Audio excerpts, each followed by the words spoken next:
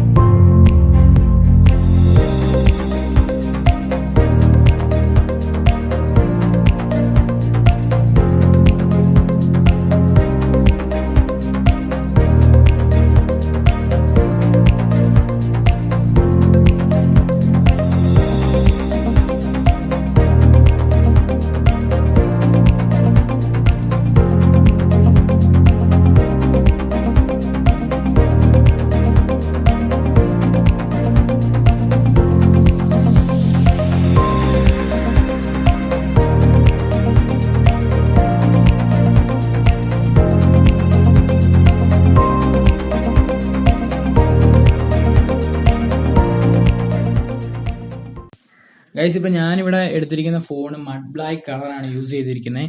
ഈ ഫോണിൻ്റെ ആദ്യം തന്നെ നമ്മൾ ഇതിൻ്റെ ബാക്ക് കവർ നോക്കുവാണെങ്കിൽ ഇത് പ്ലാസ്റ്റിക് കൊണ്ടാണ് നിർമ്മിച്ചിരിക്കുന്നത് കേട്ടോ. ബാക്ക് കവർ നമ്മൾ പെട്ടെന്ന് എടുക്കുമ്പോൾ നമുക്ക് ഫീൽ ചെയ്യുന്ന ഇതിൻ്റെ ഗ്രിപ്പ് പോലെയാണ് ബാക്ക് കവർ തയ്യാറാക്കിയിരിക്കുന്നത്. അതായത് ഏകദേശം സാമ്യം വെച്ച് എനിക്ക് പെട്ടെന്ന് കണ്ടപ്പോൾ ഈ നമ്മുടെ ഫിംഗർ പ്രിൻ്റ് ഒക്കെ ഇല്ലേ, ഫിംഗർ പ്രിൻ്റ് നമ്മൾ തൊടുമ്പോൾ ഉണ്ടാകുന്ന ഒരു ഫീലാണ് എനിക്ക്. അത്യാവശ്യം നല്ല ഗ്രിപ്പോട് കൂടിയുള്ള ബാക്ക് കവറാണ് ഇവിടെ തയ്യാറാക്കിയിരിക്കുന്നത്.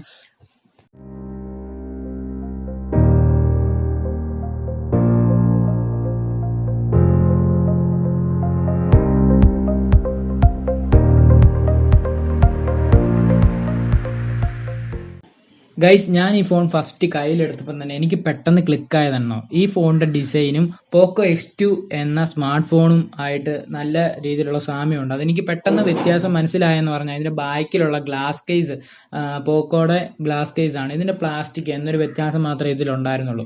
ഇവിടെ മൊത്തത്തിൽ 4 ക്യാമറയാണ് ഇവിടെ യൂസ് ചെയ്തിരിക്കുന്നത്. അതായത് നമുക്ക് അവൈലബിൾ ആയിട്ട് 4 ക്യാമറയുണ്ട്.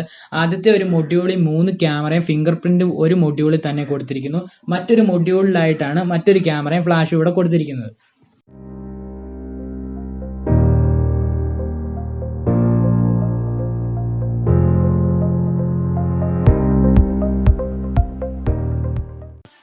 ഗൈസ്, നമുക്ക് ഇതിൻ്റെ ചാർജിങ് സെക്ഷനിലോട്ട് പോയി കഴിഞ്ഞാൽ 10 വാട്ട് സംതിങ് ചാർജറും അതിൻ്റെ കൂടെ തന്നെ 18 വാട്ട് ഫാസ്റ്റ് ചാർജറും ഇവിടെ സപ്പോർട്ട് ചെയ്യുന്നുണ്ട്. ചാർജിങ്ങിനായിട്ട് USB Type-C കേബിളാണ് ഇവിടെ നൽകിയിട്ടുള്ളത്.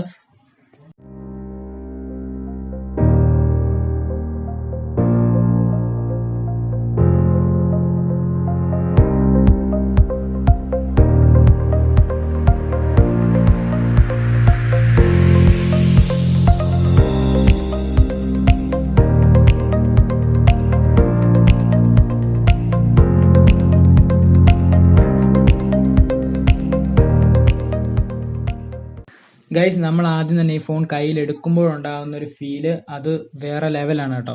അതായത് നല്ല അത്യാവശ്യം വിത്ത് കൂടിയ സൈസാണ്, നല്ല ബിൽഡ് ക്വാളിറ്റി ഉണ്ട്, അത്യാവശ്യം ഇൻ ഹാൻഡ് ഫീലൊക്കെ പൊളിയാണ്. നമ്മൾ കയ്യിലെടുക്കുമ്പോൾ തന്നെ അതിൻ്റെ ഫീല് നമുക്ക് പെട്ടെന്ന് തന്നെ മനസ്സിലാവും.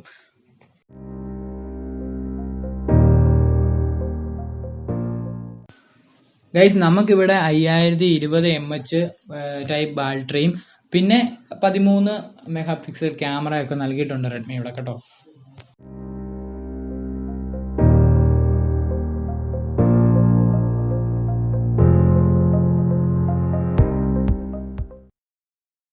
ഗൈസ്, നല്ലൊരു പ്രീമിയം മോഡലാണ് ഇവിടെ കൊടുത്തിരിക്കുന്നത് കേട്ടോ.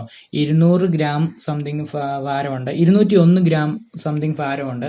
പിന്നെ ഫുൾ HD+ ഡിസ്പ്ലേ ഇവിടെ കൊടുത്തിട്ടുണ്ട്. ബ്രൈറ്റ്നസ് ലെവലാണെങ്കിൽ ഒരു രക്ഷയില്ല, 400 സംതിങ് വരുന്നുണ്ട്. പിന്നെ ഇവിടെ പറഞ്ഞേക്കുന്ന 2 വേരിയൻ്റ് ആയിട്ടാണ് ഇതിൻ്റെ റാം കാര്യങ്ങളെല്ലാം കൊടുത്തിരിക്കുന്നത്.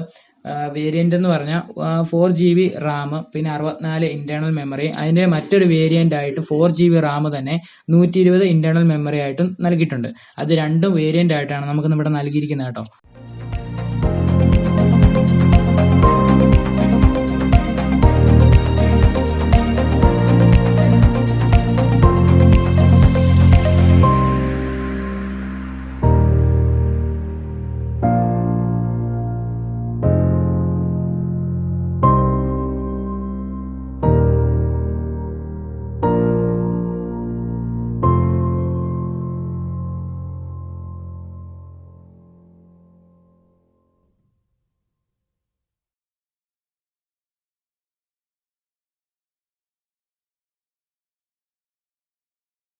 ഗൈസ്, അപ്പോൾ ഇന്നത്തെ നമ്മുടെ വീഡിയോ എല്ലാവർക്കും ഇഷ്ടമായെന്ന് പ്രതീക്ഷിക്കുന്നു. നിങ്ങൾ വീഡിയോ ഇഷ്ടപ്പെട്ടെങ്കിൽ തീർച്ചയായും ലൈക്ക് ചെയ്യുക, ഷെയർ ചെയ്യുക, സബ്സ്ക്രൈബ് ചെയ്യുക ചാനൽ. നിങ്ങളുടെ അഭിപ്രായങ്ങൾ കമൻറ്റ് ചെയ്യാൻ മറക്കല്ലേ. അപ്പോൾ നമുക്ക് അടുത്ത ദിവസം അടുത്ത വീഡിയോ ആയിട്ട് കാണുന്നവരെ എല്ലാവർക്കും ബൈ ബൈ.